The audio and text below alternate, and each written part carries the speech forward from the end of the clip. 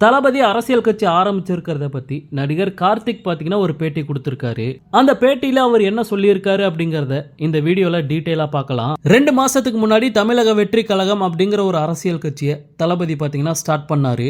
இப்போ கட்சியோட உறுப்பினர் சேர்க்கை விறுவிறுப்பா நடந்துட்டு இருக்கு. கிட்டத்தட்ட 1 கோடி பேர் தளபதியோட கட்சியில உறுப்பினரா சேர்ந்திருக்காங்க அப்படிங்கிற மாதிரி நியூஸ் வந்துட்டு இருக்கு.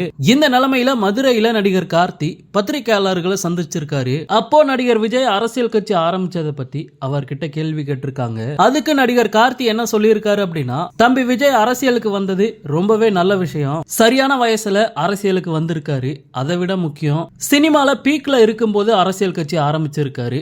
இது ரொம்ப நல்ல விஷயம். ஒரு அண்ணனா என்னோட ஆசை என்ன அப்படின்னா, அரசியலுக்கு வரதுனால படங்கள்ல நடிக்காம இருக்க கூடாது. அவர் தொடர்ந்து படங்கள்ல நடிக்கணும். ஏன்னா திரையில சொல்ற விஷயங்கள் மக்கள் மத்தியில ரொம்பவே ரீச் ஆகும். அது அவரோட அரசியலுக்கு மிகப்பெரிய உதவியா இருக்கும் அப்படிங்கிற மாதிரி கார்த்திக் பாத்தீங்கன்னா அந்த பேட்டியில பேசியிருக்காரு.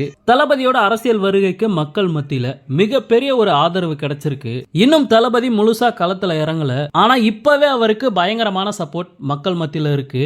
ஓகே நண்பா, தளபதியோட அரசியல் விளையாட்டை பொறுத்திருந்து பார்க்கலாம். இந்த மாதிரி தளபதியோட எல்லா அப்டேட்டையுமே மிஸ் பண்ணாம பார்க்க நம்ம சேனலை சப்ஸ்கிரைப் பண்ணி சப்போர்ட் பண்ணுங்க.